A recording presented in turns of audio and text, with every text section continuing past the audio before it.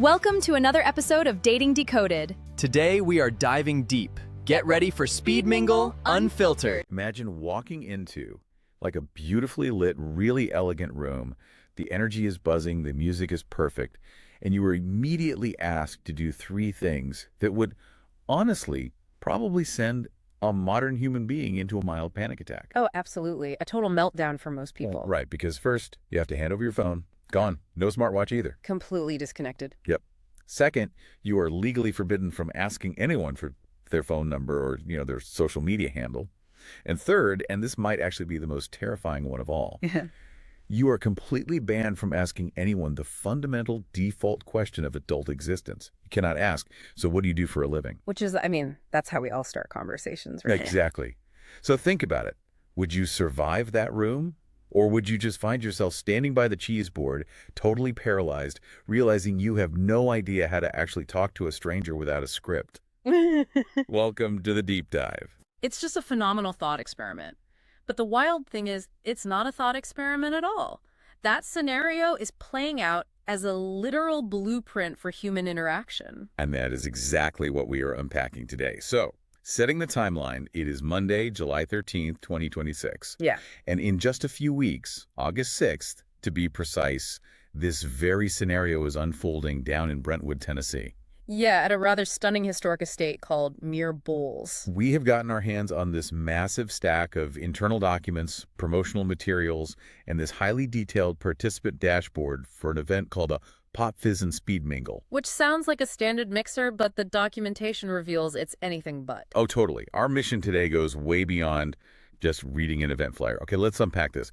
We are looking at these documents because they represent this fascinating, maybe even a little desperate attempt to reverse engineer human connection. I think desperate is the right word, honestly. Right.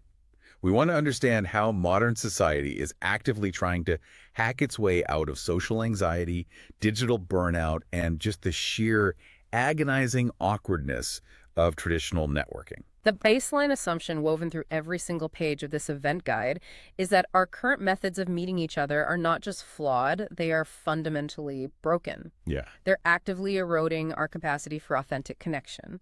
So the organizers aren't just hosting a party, they have basically diagnosed a societal disease, and this event is their incredibly meticulous, highly structured cure. So before we look at the cure, we need to spend some time in the clinic, right? We need to diagnose the disease. Like, why is a hyper-engineered social event even necessary in the year 2026? Well, the source material takes direct aim at two major frustrations of modern life. The first being digital burnout, and the second being the utter failure of traditional in-person speed dating or structured networking. Let's start with the digital side, because I think anyone listening to this has felt that specific hollow exhaustion. Oh, for sure. The endless scrolling on dating apps or, professional networking platforms, it's soul-crushing. The documentation approaches digital burnout by really analyzing the mechanics of how we interact with these platforms. The core issue is that apps cause profound psychological fatigue because they operate in a vacuum of authentic chemistry. Right, because you're just looking at a screen. Exactly. Think about the process. You're presented with a static, highly curated, hyper-filtered image. You aren't actually engaging with a human being. You are engaging with a marketing campaign. Yes. You're basically acting as a PR firm of one. You're only looking at someone's highlights reel. And, the human brain hates a vacuum. So when presented with a two-dimensional profile and like three witty sentences, your brain automatically fills in the massive blank. With our own assumptions, right? Yes, assumptions, desires, projections. You build an entire fictional persona around this static image. And the burnout occurs because when you finally interact with that person, whether via text or eventually in person, those artificial assumptions inevitably collide with reality. Because no one can live up to the fantasy we invent in our heads. Precisely. The friction between the fantasy you built and the actual human being in front of you creates this constant cycle of disappointment and false starts. It's the illusion of infinite abundance. You look at your phone and feel like you have access to 1,000 potential soulmates or business partners, but you're actually completely isolated. You're treating human beings like they are items in a mail order catalog. Right, like, I'll take one 35-year-old architect who likes hiking, please. But humans just do not work like flat-pack furniture. Which leads to the natural counter-argument. People get burnt out on the apps and say, fine, I'll log off. I'll go to a traditional in-person mixer. I'll go to a speed dating night at a local bar. Which sounds like a good idea in theory. In theory, sure. But the source material utterly dismantles the architecture of those old-school physical events, too. They describe traditional speed dating as deeply clinical, heavily judgmental, and akin to high-stakes interviews. Oh, it really is a nightmare. Yeah. Have you ever been to one of those traditional setups? I have, and it's a lot. It's like a rapid-fire interrogation. Everyone is terrified of dropping a conversational gutter ball. You walk in, sit down at a tiny two-top table, and a buzzer goes off. And you're instantly on the defensive. Exactly. You're staring across from someone, the timer is ticking, and it's just this intense volley. Where did you go to school? Do you want kids? What's your 5-year plan? You're sweating through your shirt in, like, 2 minutes.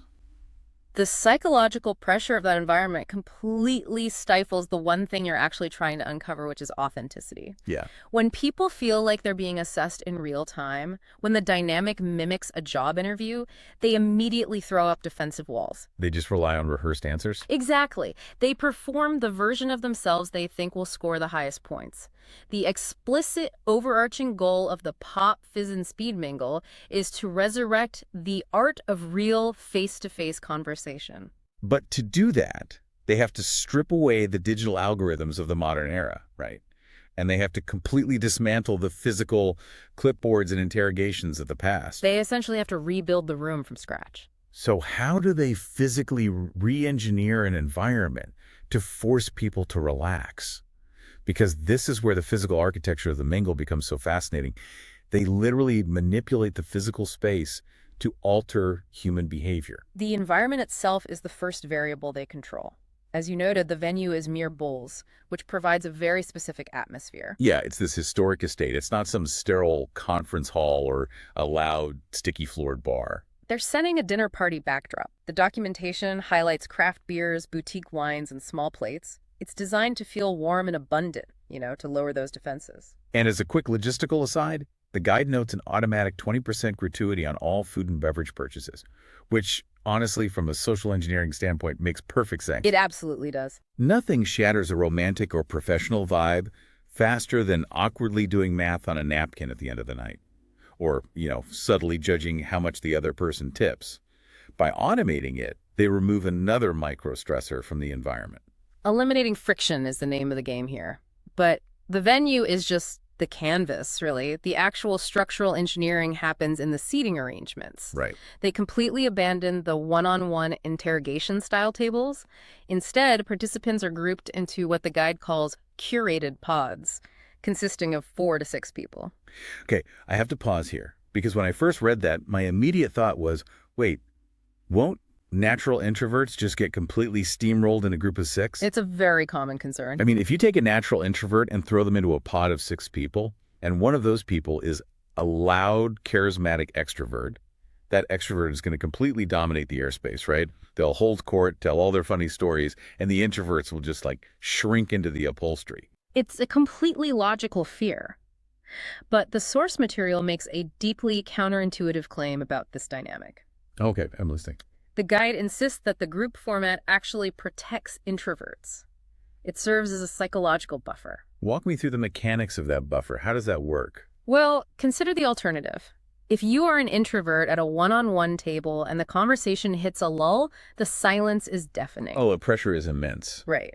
The burden to revive the interaction rests squarely and entirely on your shoulders. However, in a pod of 4 to 6 people, the social pressure is heavily distributed. I see. The guide explains that natural conversationalists, the extroverts, will inevitably and organically break the ice. They do the heavy lifting of the initial small talk. So they take the heat off the quiet people. Exactly. This allows the introvert to sit back, observe the dynamic, find their footing, and enter the conversation when they actually have something meaningful to contribute, rather than forcing them to perform on command out of sheer panic. That is brilliant. It's kind of like drafting in a car race. Drafting. Yeah. The extrovert is punching a hole in the social resistance, taking all the wind, and the introvert can just slipstream behind them until they're ready to make a move. You just coast on the extrovert's energy until you feel safe. That is a perfect analogy, and the timing of these interactions is just as meticulously calculated as the seating. Right, they use timed intervals. Yes, signaled by an audio chime or a bell. But the rounds are not the standard 3 or 5 minutes you'd see at old school events. They are set to a very specific 10-15-minute window. Which feels dangerously long if you're stuck at a bad table, but incredibly short if you're having the time of your life. Why land on 10 to 15 minutes? Why not just a quick 5 minutes to get through everyone, or 30 minutes to really get deep? The 10 to 15-minute window is mathematically optimized for human tension. Mathematically optimized. Yes, 5 minutes is only enough time for superficial pleasantries. You never get past the weather or the traffic. But 30 minutes runs the massive risk of social stalling. Yeah, if a conversation dies at minute 12, sitting there for another 18 minutes is just psychological torture. Exactly. The 10 to 15-minute mark is the sweet spot. It provides enough runway to actually uncover a spark of authentic connection, but it's short enough to prevent a dying conversation from stalling out entirely. It's the classic showbiz principle, right? Right. Always leave them wanting more.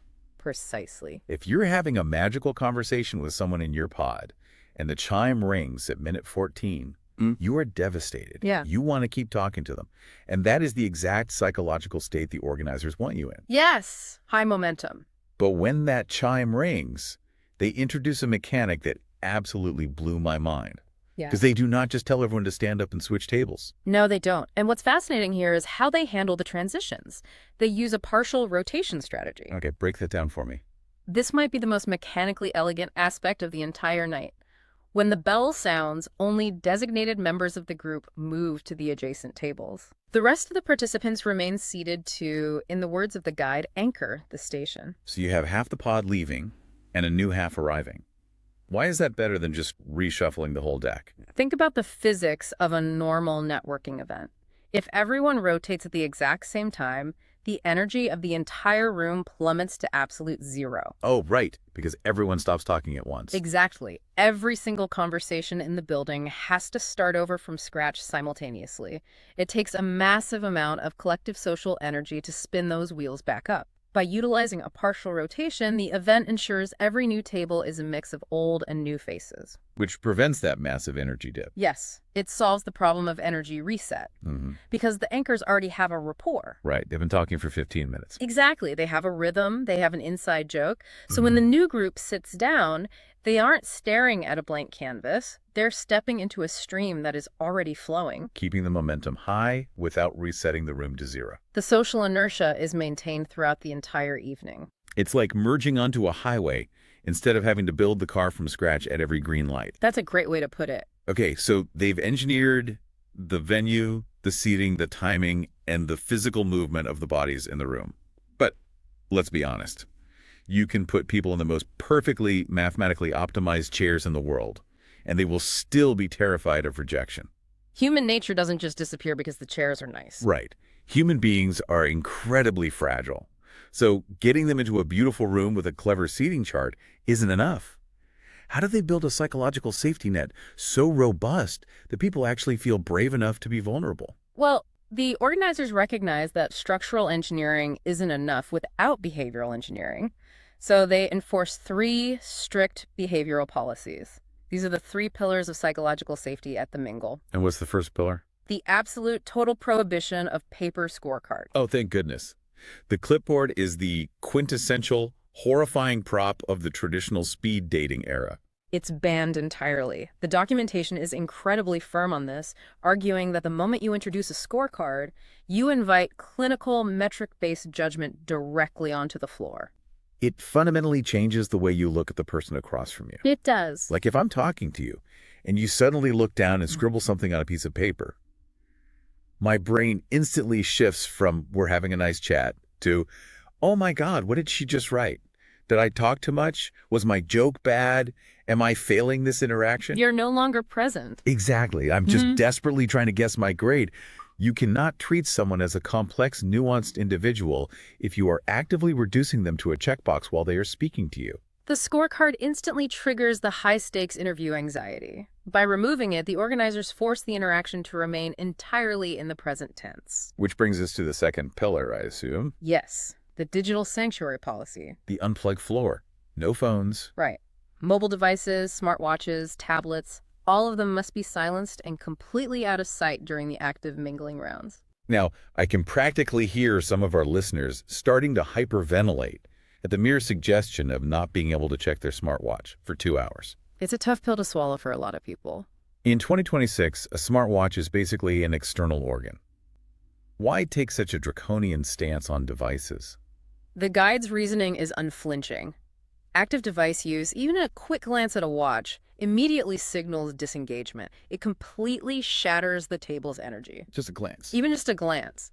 But on a deeper level, it removes the modern human's favorite escape hatch. Consider the mechanics of a conversation. Eventually, there will be a 2-second lull, a moment of silence. And the modern reflex to a 2-second lull is absolute panic. Yeah. We cannot handle the void, so our hand instinctively twitches toward our pocket to pull out our phone just to look busy. Just to avoid the awkwardness of silence. Right. But those 2 seconds of uncomfortable silence are exactly where tension builds. That void is where someone is forced to take a social risk.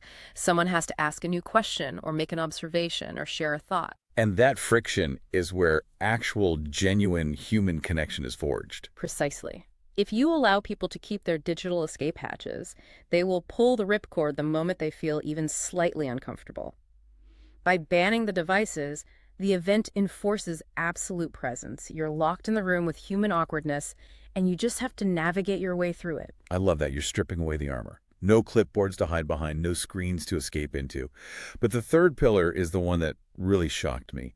Pillar 3, no direct information solicitations. This is a radical departure from the norm. You are explicitly forbidden from asking for phone numbers, social media handles, or business cards during the active mingling rounds. Which is wild because the entire purported point of attending a networking event or a singles mixer is to acquire contact information. Exactly, you go to get the number. But they have outlawed the very act of asking for it. It's like they've engineered a game of social bowling, but they permanently welded the bumpers up. Social bowling with the bumpers up. I like that. Right.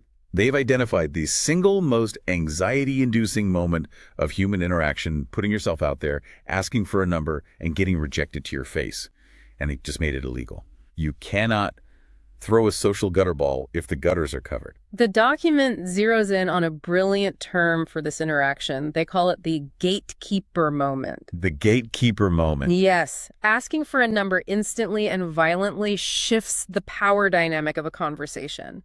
It puts the person being asked in an incredibly uncomfortable position. Because they have to make a split-second decision about you while you're staring at them. Precisely.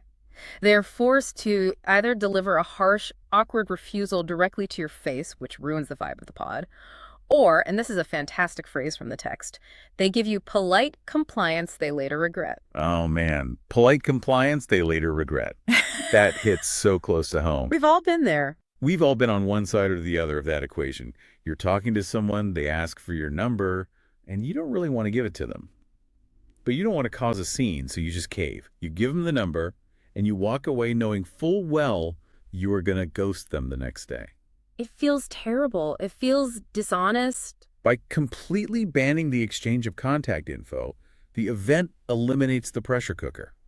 You can talk freely, openly, and playfully with someone for 15 minutes, completely secure in the knowledge that at the end of the round, neither of you has to make a high-stakes, binding decision.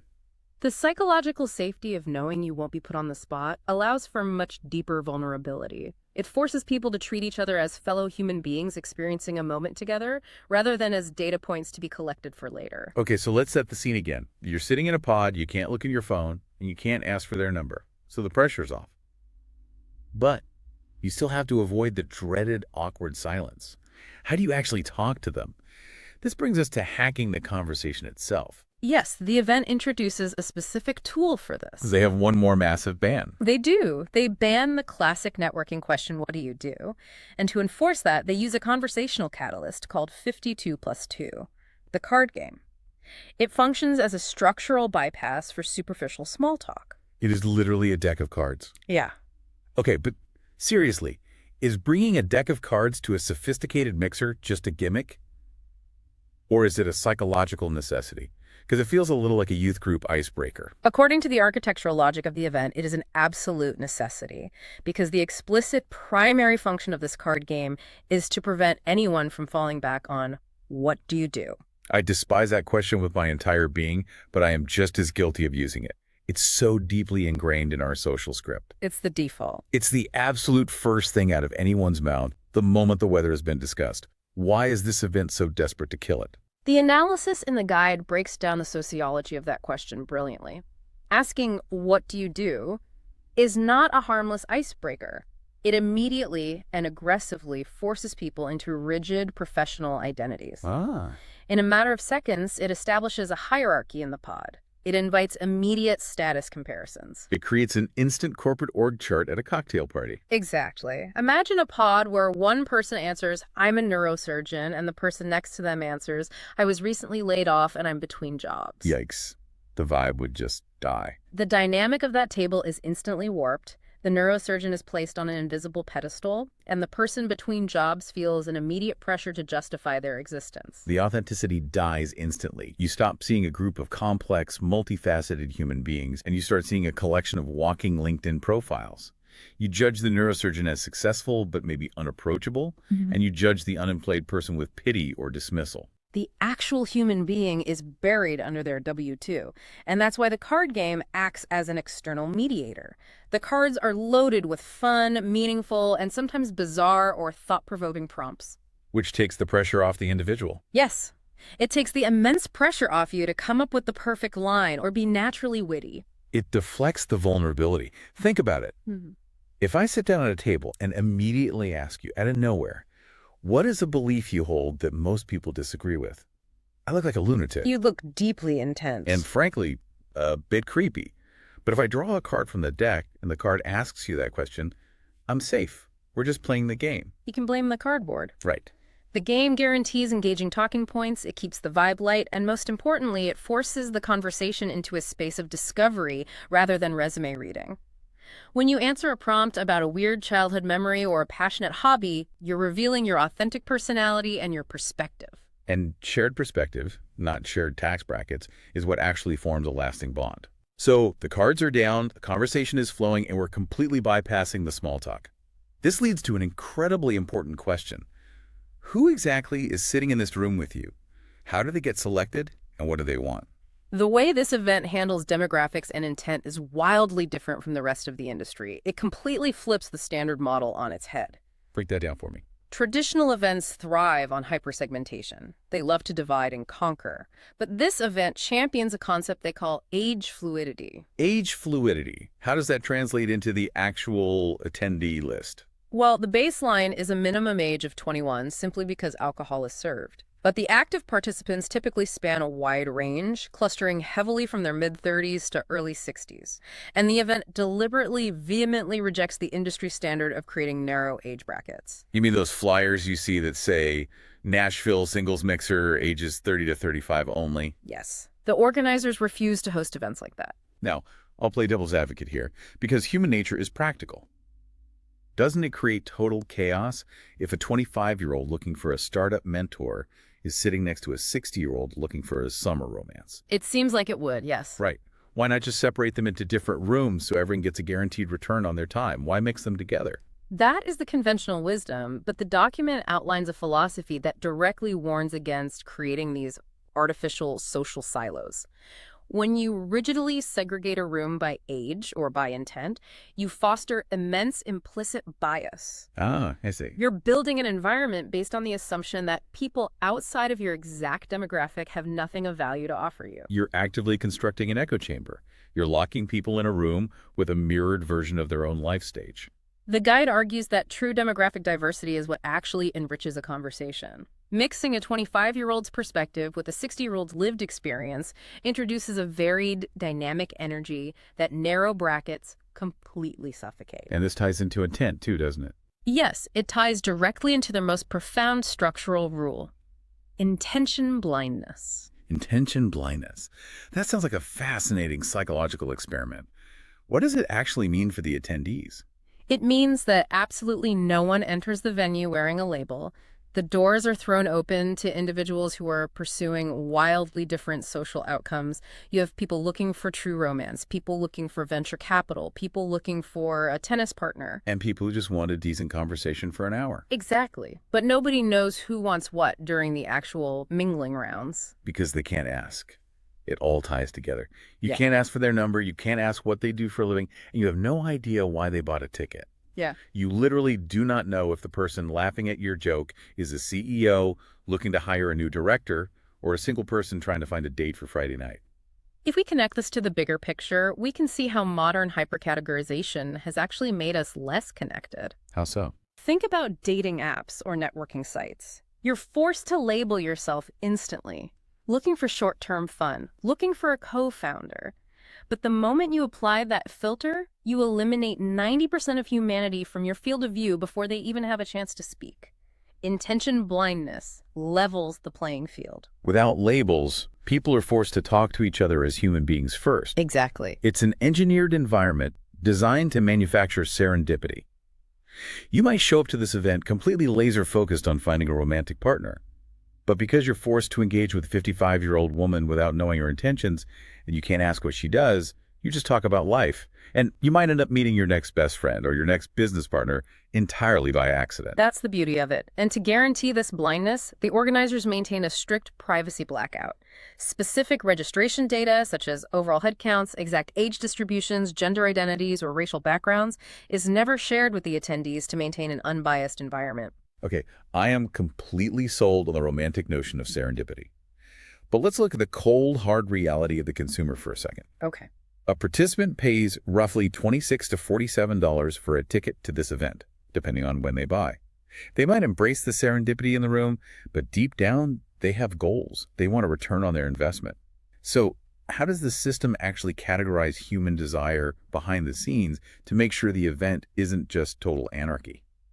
This is where the structural engineering happens in the shadows, long before you even step foot in mere bowls. Okay, lay it on me. The system is secretly operating on 4 main intent categories, sorting people into what we could call the 4 paths of connection.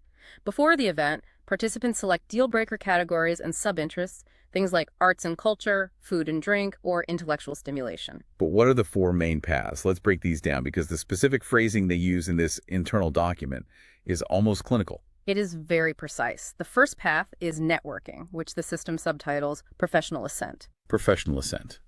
The text specifically frames this as structured networking without the stale conference room feel. So it's for finding mentors, collaborators, industry insights. Yes, but without the bad lighting and the name tags. The second path is friendship, subtitled social synergy. This category is dedicated to cultivating deep platonic bonds.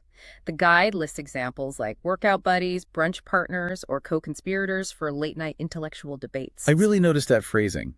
They aren't just giving a generic make friends option, they're providing specific avatars of friendship. Like finding someone to debate philosophy with at midnight is a fundamentally different search than finding someone to spot you at the gym. It's brilliant expectation management. The third path is dating, subtitled romance and real chemistry. The explicit goal here is to move past the static digital profiles and experience the immediate, visceral connection of a first-look chemistry. You get the chemistry test without the massive time commitment of an expensive dinner or the awkwardness of an hour-long coffee date if there's no spark. Exactly. And then there's the fourth category. This is the one that really caught my eye, purely because of the linguistic gymnastics they use to describe it. Casual fun, subtitled spontaneous adult play. The document treads very carefully here. It defines this path as low-commitment, high-energy interactions. Let's be real, it's the formal corporate formalization of the casual hookup. Well, yes. But they wrap it in this highly structured, sanitized language. Clearly defined boundaries ensure a respectful and exhilarating experience. It's wild to see it codified like that. Defining these lanes with such clarity behind the scenes is an absolute necessity for safety and expectation management. Because remember, while everyone in the room is swimming in intention blindness, the algorithm knows exactly what everyone wants. So the algorithm is playing omniscient matchmaker in the background. Yes. It takes your chosen path, say, social synergy, combines it with your sub-interests, like arts and culture, and calculates a complex compatibility percentage for every other attendee in the room. It does the heavy lifting of aligning values silently. So that when that serendipitous moment strikes in your pod, it's mathematically more likely to actually survive in the real world. Exactly. Okay, the algorithm sets the table, but you still have to eat the meal in person. So let's fast forward. We've lived through the event, the final chime rings, the wine glasses are empty, the evening is officially over. The physical event, yes. But wait, we have a massive logistical problem. Since you were strictly legally forbidden from asking for anyone's phone number during the event, Yeah. how on earth do you actually follow up with that incredibly charming person you talked to in pod number 3? You don't just leave it to fate. Are they just gone forever? This brings us to the most sci-fi element of this entire operation, the digital bridge. This is the moment the physical, analog, unplugged event abruptly transitions into a highly controlled, tightly monitored digital afterparty. And how does that work? The entire process is run through a proprietary web app called SmartSync. SmartSync, how does someone even access it? Do you just get a link emailed to you when you drive home? The access is much more integrated than that. Your account is automatically unlocked the precise moment you physically check in at the venue door. It's essentially geofenced. Once you are inside the system, the app displays a real-time event roster. Oh, wow. It shows the live, active profiles of every single individual who is physically present in the building that night. That is a godsend for anyone with social anxiety. Yeah. If I'm terrible with names, I don't have to spend the whole 15 minutes panicking that I forgot the name of the person I'm talking to. I can just discreetly check the roster later and say, wow, right, that was David in the blue shirt. It completely eliminates the need to aggressively memorize names or scribble down physical descriptions on a napkin. But the roster goes much deeper than acting as a digital name tag.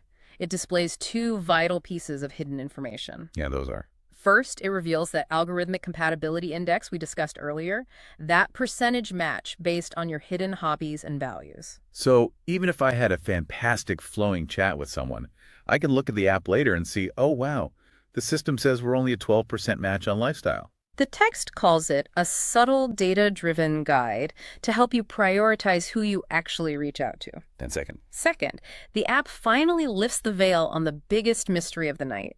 It drops the intention blindness and reveals what they call granular intent visibility. A grand reveal. Exactly. When you click on an attendee's profile post-event, it clearly displays their explicit current relationship goal. Now you finally know if the person you were flirting with was there for romance and chemistry, or if they were strictly looking for professional assent. It ensures absolute alignment of expectations before anyone makes a move. Yes. Here's where it gets really interesting, though. You can see their profile and you know their intent, but you don't have unlimited time to ponder your next move, do you? No, you don't. The system introduces a ticking clock, the 48-hour window. The SmartSync portal does not remain open indefinitely.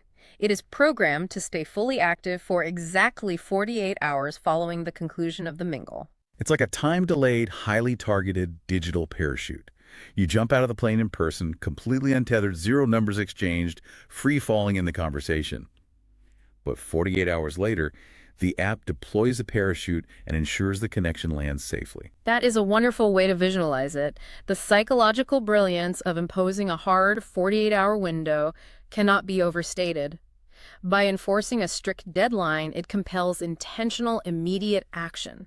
It completely eradicates that modern phenomenon of endless digital purgatory. Endless digital purgatory.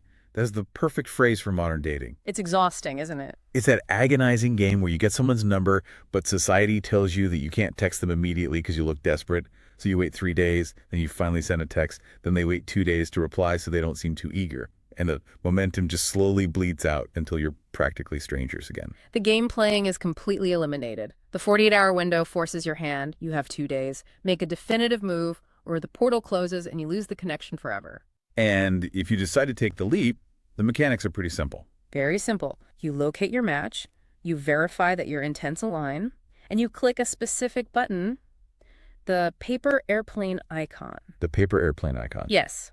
This sends a secure, direct message through the platform, initiating the real-world connection. But there is one final piece of structural genius in the SmartSync app. Consider this scenario. What if you registered for the event strictly to network? You selected professional assent. You were looking for a mentor. But then you sat down at a pod, the cards were drawn, and you met someone where the romantic sparks were just undeniable. The chemistry was off the charts. It happens. Suddenly, you don't care about networking anymore. Are you trapped in your original category? When they look you up, will they think you only want a business card? That would be a tragedy of engineering. But the organizers anticipated this. The system features a mechanic called dynamic preference flexibility. Dynamic preference flexibility. I love how that sounds like corporate jargon for simply changing your mind. It essentially is, but it acknowledges a fundamental, beautiful truth of human nature. Our intentions are inherently fluid. We rarely know what we actually want until it is sitting right across the table from us. Right.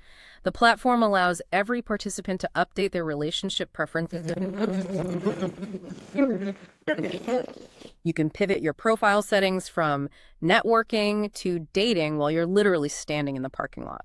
So the app instantly adapts. Yes, ensuring that when that specific person looks you up during the 48-hour window, they see your most current, authentic, personal goals. It's remarkably forgiving. It allows you to be messy, unpredictable, and human in the physical room, and then it lets the technology clean up the social mess afterward. Exactly. All right, so we've completely dissected this single fascinating event happening in Brentwood, Tennessee.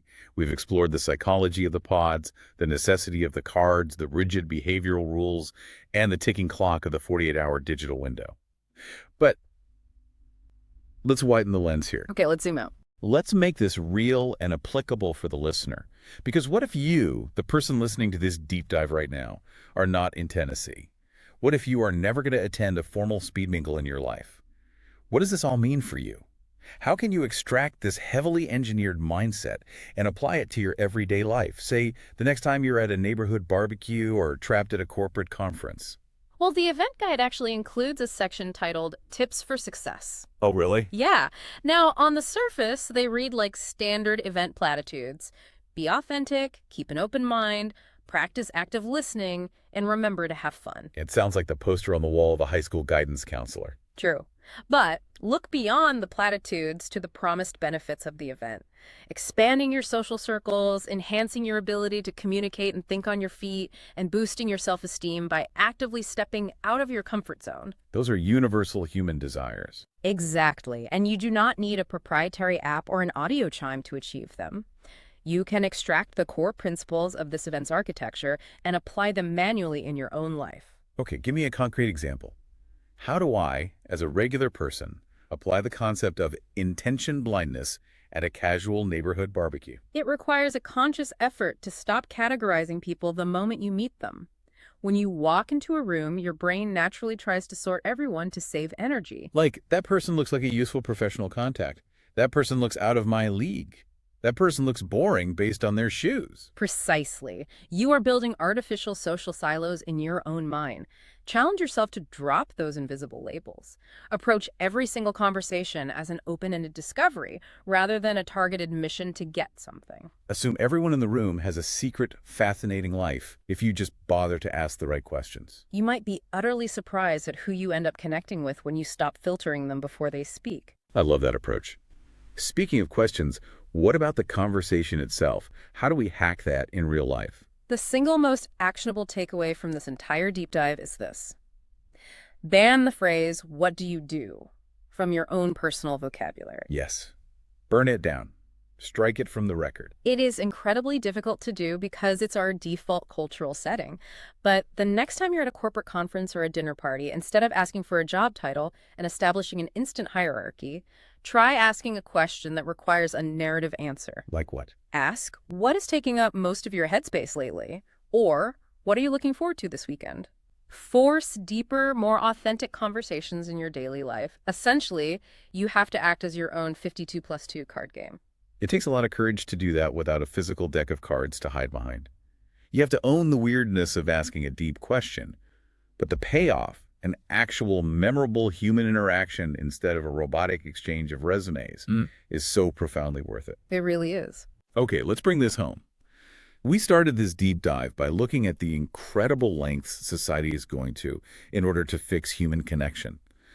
And looking at the blueprint of the Pop, Fizz, and Speed Mingle, it is clear that they have built a very elaborate, highly functional machine. They certainly have. They use the physical architecture of the pods to protect introverts and maintain social momentum. They enforce rigid psychological safety rules. No phones, no clipboards, no asking for numbers, to completely eliminate the paralyzing fear of face-to-face rejection. And they use a delayed digital bridge, the Smart Sync app and the 48-hour window, to cure digital fatigue and force intentional, meaningful follow-ups. They have essentially constructed a padded room for socializing. It's an environment where all the sharp, jagged edges of human interaction have been meticulously filed down by rules and algorithms to make it safe to connect again. And as we wrap up, I want to leave you, our listener, with a final thought to mull over. Something that wasn't explicitly stated in the source material, but that bubbles right beneath the surface of all these rules and regulations. It highlights a deeply fascinating, somewhat tragic paradox of modern life. Yeah. We are currently living in an era where we crave organic, face-to-face, unplugged human connection more desperately than perhaps any generation before us.